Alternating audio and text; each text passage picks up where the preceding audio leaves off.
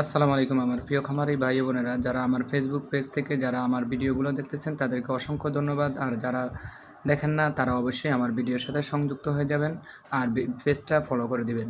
আমার 2টা খামারের জন্য বাচ্চা নিয়ে এসেছি। আপনারা অবশ্যই বাচ্চা আসার পূর্বেই এভাবে ব্রুডিংটা ক্লিয়ার করে রাখবেন এবং কি বাচ্চা ছাড়ার পূর্বে অন্তত 1 থেকে 1.5 ঘন্টা লাইটগুলো চালিয়ে রাখবেন এবং কি বাচ্চা আনার সাথে সাথেই আপনারা ব্রুডিংয়ে ছেড়ে না দিয়ে বাচ্চাগুলোকে স্থির করে রাখবেন অন্তত 10 থেকে 15 মিনিট।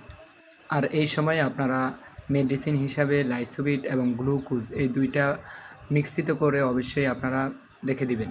বাচ্চাগুলোকে খামারে রেস্ট দেওয়ার পরে অবশ্যই গুনে গুনে আপনারা বাচ্চাগুলো ব্রুডিংয়ে ছাড়বেন। আমার যতগুলোই বাচ্চা হোক আমি সবগুলো গুনে গুনে ব্রুডিংয়ে ছাড়ি।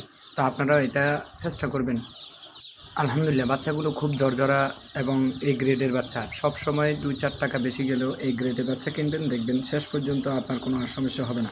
মুরগির গ্রোথ আসবে ভালো, মর্টালিটি কম হবে।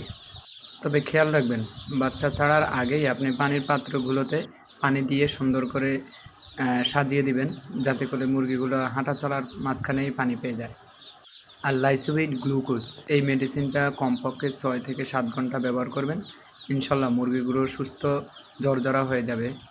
আর যদি বাতাস থাকে তাহলে চারপাশ দিয়ে তেরপাল দিয়ে ঢেকে রাখবেন, যাতে বাইরের কোনো আবহাওয়া বাতাস না আসে। তবে মাঝে মাঝে এই কাগজটা উঠিয়ে দিবেন।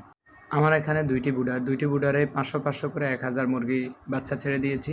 আলহামদুলিল্লাহ বাচ্চাগুলো খাবারের জন্য ছটফট করতেছে। তবে আপনারা সাথে সাথে খাবার দিবেন না, খাবার অন্তত 10 থেকে 15 মিনিট পরেই খাবার দিবেন।